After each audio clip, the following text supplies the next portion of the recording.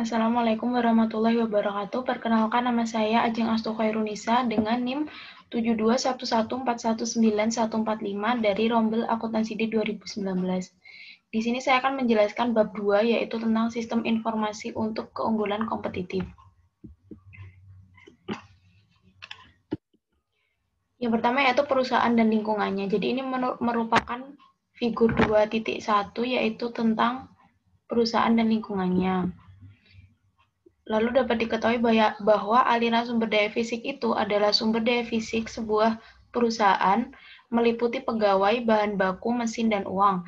Sedangkan aliran sumber daya virtual yaitu menunjukkan aliran dari sumber daya virtual meliputi data, informasi, dan informasi dalam bentuk keputusan. Lalu mekanisme pengendalian perusahaan yaitu unsur-unsur yang memungkinkan perusahaan, diantaranya standar kinerja, manajemen perusahaan, dan proses informasi yang mengubah data menjadi informasi. Lalu yang terakhir lingkaran umpan balik yaitu proses informasi yang mengubah data menjadi informasi lalu diberikan kepada manajer yang melakukan pengambilan keputusan yang akan mempengaruhi suatu perubahan. Lalu ini merupakan 8 unsur lingkungan. Pengertiannya pertama itu pemasok, yaitu memasok bahan baku, mesin, jasa, orang, dan informasi yang digunakan oleh perusahaan untuk menghasilkan barang atau jasa. Yang kedua yaitu pelanggan, yaitu tempat barang dan jasa dipasarkan. Lalu serikat kerja atau labor union, yaitu organisasi dari para pekerja terampil maupun tidak terampil dari berbagai jenis bidang usaha dan industri.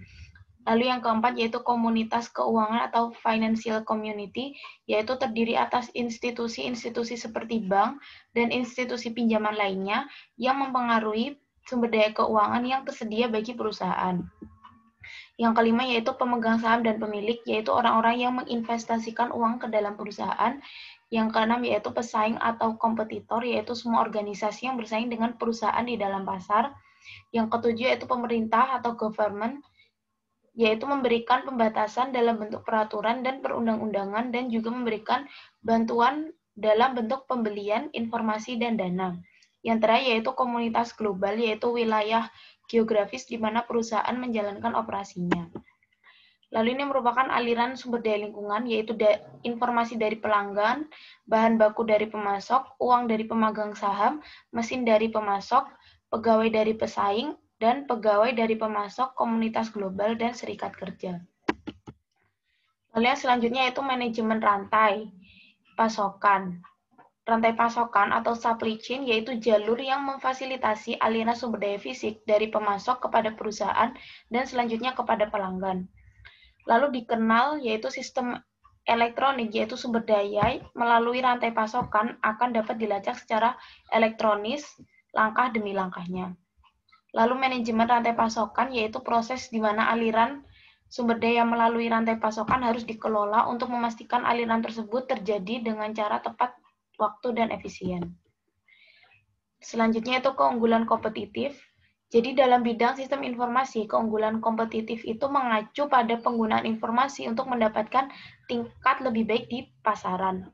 Perusahaan dapat mencapai keunggulan kompetitif itu dengan yang pertama yaitu produk dan jasa dengan harga yang murah, produk dan jasa yang berkualitas atau memenuhi kebutuhan segmen pasar tertentu. Lalu selanjutnya itu rantai nilai Porter. Nah, jadi ini ada dua kegiatan, yaitu kegiatan utama dan kegiatan pendukung. Kegiatan utama meliputi logistik masuk, operasi logistik keluar, pemasaran dan penjualan, dan pelayanan. Lalu kegiatan pendukung meliputi infrastruktur perusahaan, manajemen sumber daya manusia, pengembangan teknologi, dan pembelian. Lalu di sini ada margin, yaitu tingkat selisih antara biaya produksi dan harga jual di pasar atau laba bruto. Jadi margin ini meningkatkan margin itu merupakan suatu tujuan dari rantai nilai tersebut. Jadi masing-masing aktivitas nilai, baik utama maupun pendukung, akan mengandung 3 unsur penting, yaitu input yang dibeli, sumber daya manusia, dan teknologi.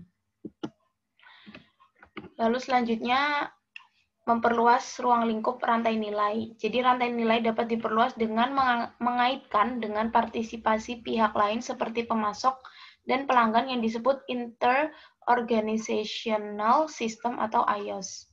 Perusahaan akan mengaitkan rantai nilainya dengan rantai nilai para anggota jalur distribusinya sehingga akan tercapai sistem nilai atau value system.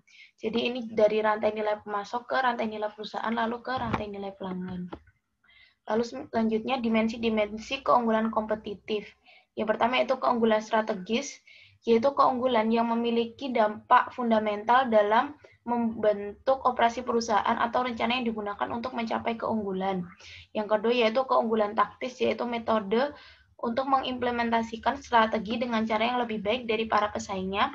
Yang terakhir yaitu keunggulan operasional, yaitu keunggulan yang berhubungan dengan transaksi dan proses sehari-hari. Selanjutnya itu tantangan dari grup, tantangan dari pesaing global. Jadi perusahaan multinasional atau MNC adalah sebuah perusahaan yang beroperasi lintas produk, pasar, negara, dan budaya. Kebutuhan akan informasi dan koordinasi berbasis komunikasi pada MNC adalah sangat vital akibat aktivitas usahanya bervariasi dan lintas geografis. MNC adalah sebuah sistem terbuka yang berusaha untuk meminimalkan ketidakpastian yang terdapat dalam lingkungannya. Nah, koordinasi ini adalah kunci untuk mencapai keunggulan kompetitif dalam pasar global. Berikut adalah tantangan-tantangan dalam mengembangkan sistem informasi global. Jadi sistem informasi global diberikan untuk suatu sistem informasi yang terdiri atas beberapa jaringan yang melintas beberapa negara. Nah, tantangannya yaitu kendala-kendala politis, rintangan budaya dan komunikasi, kurangnya dukungan dari manajemen anak perusahaan, dan masalah-masalah teknologi. Selanjutnya itu manajemen pengetahuan. Manajemen pengetahuan adalah mengakuisisi data, memproses data, menjadi informasi, menggunakan dan mengomunikasikan informasi dengan cara yang paling efektif, dan menghapus informasi pada waktu yang tepat. Sumber daya informasi sebuah perusahaan terdiri atas komputer, hardware, software, spesialis informasi, pengguna, fasilitas, basis data, dan informasi. Lalu dimensi informasi yaitu relevansi, akurasi, ketepatan waktu, dan kelengkapan.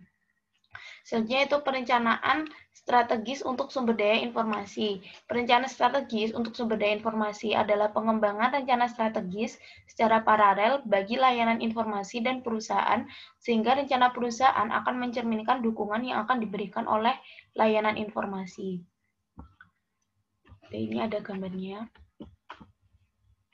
Lalu ini merupakan kerangka dasar bagi rencana strategis sumber daya informasi ya. Ada tujuan sistem pemrosesan transaksi, tujuan sistem informasi manajemen, tujuan DSS, tujuan kantor virtual. Lalu rencana strategis untuk area-area bisnis. Ini perencanaan strategis untuk sumber daya informasi dan lain-lain. Terima kasih untuk presentase kali ini. Sekian. Wassalamualaikum warahmatullahi wabarakatuh.